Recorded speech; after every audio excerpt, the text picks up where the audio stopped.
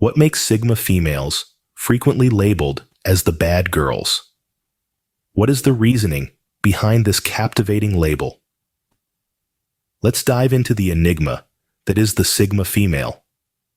The term Sigma female might not be familiar to everyone, so let's start at the beginning. Picture a social hierarchy where the alphas are the leaders, the betas are the followers, and then there are the sigmas, the mysterious outliers. Sigma females are a fascinating breed. They are independent, introverted, self-reliant, and non-conformist. They don't fit into societal norms, nor do they try to. They march to the beat of their own drum, and that's what sets them apart. It's not that they are antisocial. They just value their solitude and independence more than anything else. They are the lone wolves, the ones who prefer the company of a good book over a crowded party. Now, why does this make them bad girls? Well, it's not about them being evil or mean-spirited. It's about them defying societal norms and expectations. In a world that often expects women to be extroverted, accommodating, and sociable, Sigma females stand apart with their introverted, independent nature. They don't seek approval or validation from others, and they are not afraid to go against the grain. This nonconformist attitude, this refusal to fit into a mold, often gets them interpreted as bad girls. But here's the thing. Sigma females aren't bad girls in the sense of being malicious or harmful. They just don't subscribe to societal expectations. They choose their own path, and they are fiercely independent. They don't need to fit in to feel validated. They are comfortable in their own skin, and they embrace their uniqueness. So, when we say bad girls, it's not a negative label. It's a testament to their strength, their independence, and their refusal to conform. It's a badge of honor, a symbol of their individuality and self-reliance. So, the bad girl tag is not about being evil or mean. It's about defying norms. Intriguing, isn't it? Sigma females are often seen as rule breakers, but what rules are they really breaking? Let's delve right in. Sigma females, the enigmatic outliers of the social hierarchy, are often perceived as rule breakers. But it's not the law or any formal regulations they're defying. No, it's the unwritten, often unspoken societal norms and expectations that they choose not to conform to.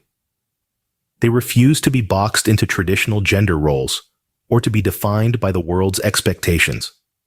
Instead, they choose to define themselves, to create their own identity, their own rules. This audacious refusal to fit into predefined molds often leads to Sigma females being perceived as bad girls. But are they really bad? Or are they just misunderstood?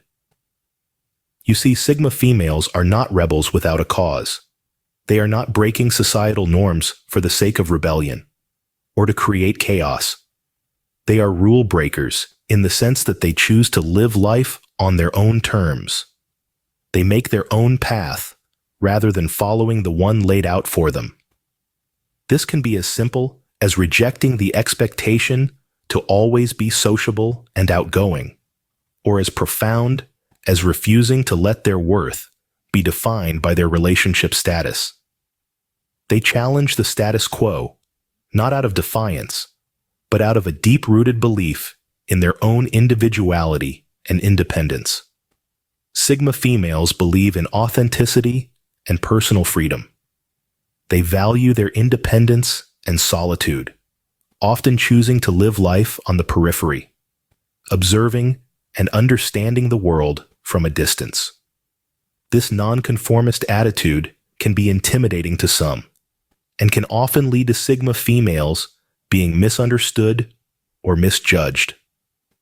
But make no mistake, Sigma females are not trying to be rebellious or provocative. They're just living life in a way that feels true to them. They are not breaking rules for the sake of rebellion, but to live life on their own terms. There's a certain mystique that surrounds Sigma females. What's that about?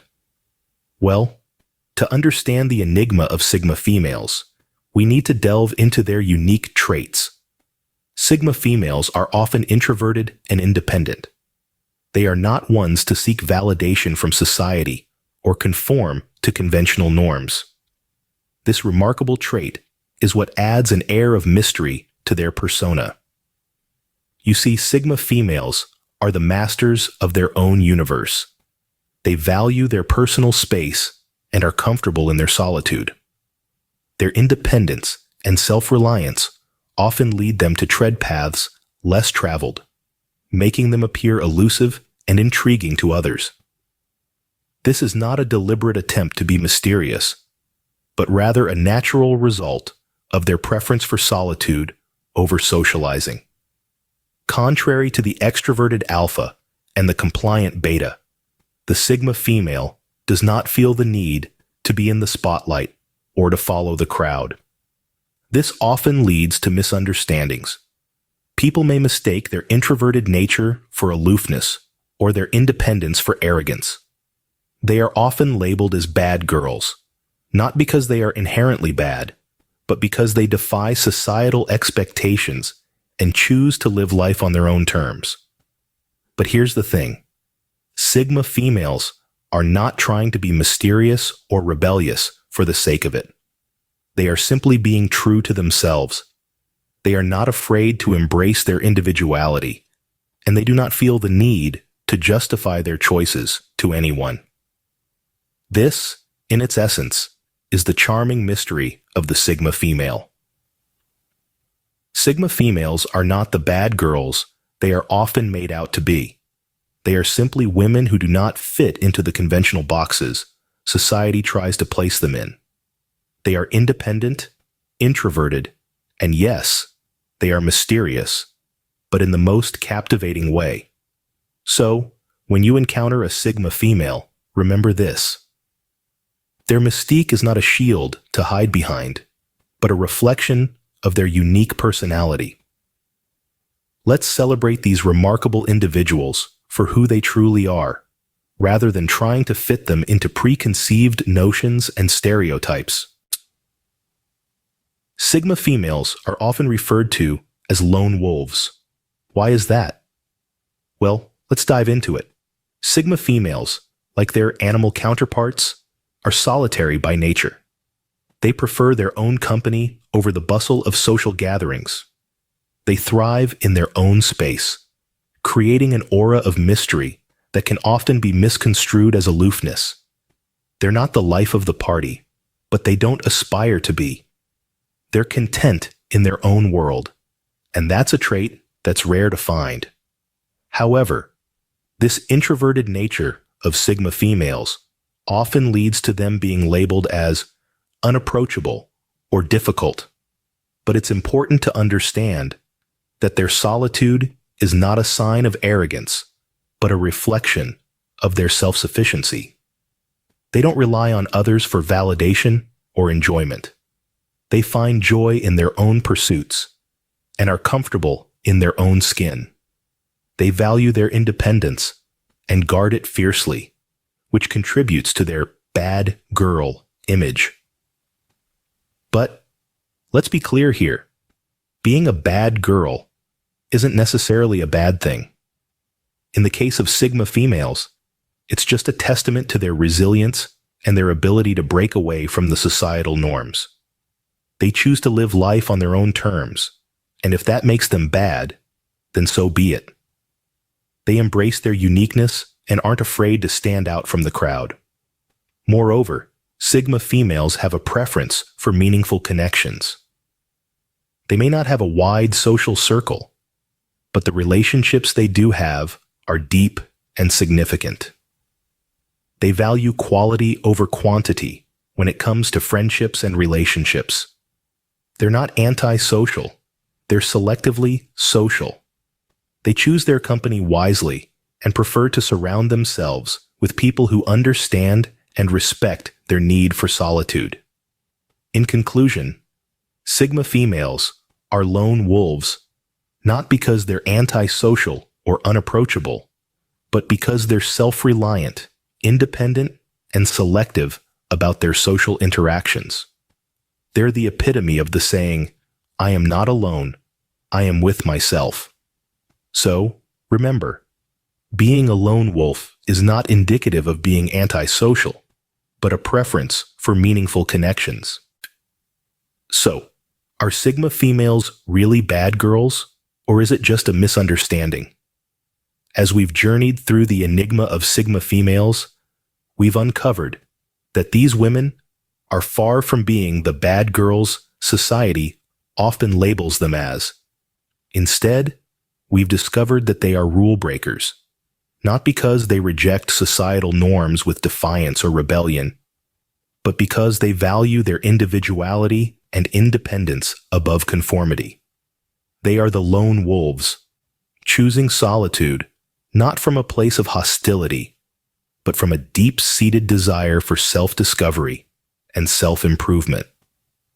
At the heart of their mysterious charm is their nonconformity. They don't fit neatly into societal boxes, and this can be disconcerting for a world that loves labels. Yet it's this very uniqueness that makes them captivating. They walk their own path, unconcerned with the world's expectations or judgments. They are the architects of their own destiny, carving out a life that suits their needs and desires. Because they choose to live life on their own terms, they are often misunderstood. Their independence can be seen as aloofness, their self-reliance as arrogance, and their nonconformity as rebelliousness. Yet, these are mere misinterpretations. Sigma females aren't bad girls in the traditional sense. They don't seek to cause harm or create chaos. Instead, they challenge the status quo, daring to be different in a world that often prefers uniformity. Sigma females are not bad girls. They are pioneers, pushing the boundaries of what is expected of women. They are role models, showing us that it's okay to be different, to be independent, and to be true to ourselves. They remind us that we don't have to conform to societal norms to be accepted or loved. So, let's reconsider our labels and misconceptions. Let's celebrate the Sigma females for their courage, their individuality, and their refusal to be anything but their authentic selves. Sigma females aren't bad girls, they're simply misunderstood. They are uniquely themselves, and that's what makes them truly fascinating.